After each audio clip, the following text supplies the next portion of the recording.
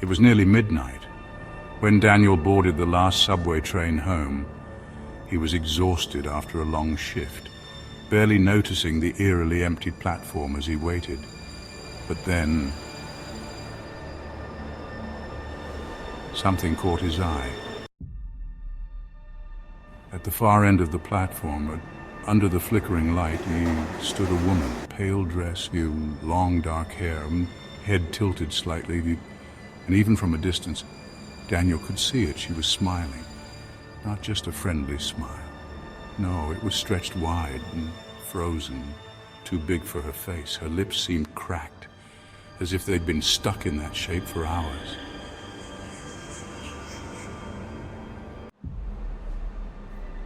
A chill ran down his spine.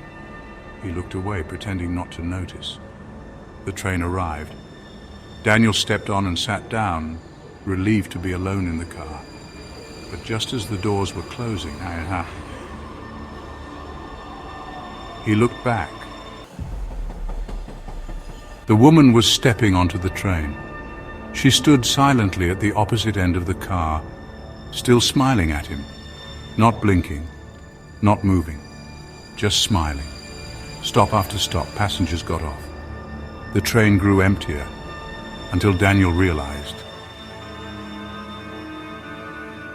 she hadn't moved an inch. She was still staring at him, still smiling. He tried to ignore her, but every time he glanced up, her gaze was locked on his.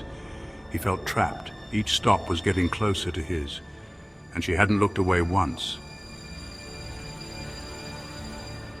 Not even for a second. When his stop finally arrived, Daniel practically bolted out of his seat. He stepped off the train, heart racing, walking fast toward the station exit. Behind him, footsteps echoed. He turned.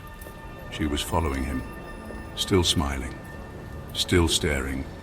Daniel, do you need something? The woman didn't answer. She kept walking toward him, slow, steady, her smile widening even more. Daniel backed away, or his heart pounding, turning toward the escalator. He climbed quickly, taking 2 steps at a time. When he reached the top, he risked a glance back. She wasn't there. He let out a shaky breath. Maybe she stayed down there. Maybe she'd left. But then he felt a tap on his shoulder. He turned. The woman was standing inches from him. Her eyes were wide, too wide, and her grin had stretched impossibly across her face, almost splitting her cheeks. You're mine now. The next morning, when Daniel's friends reported him missing, he never came home. When police reviewed the security cameras, they saw him leaving the station. But in the footage, he was alone and no one was following him. And some say, if you're alone, late at night, in a quiet subway station, you might see her too, standing under a flickering light, smiling, waiting for you.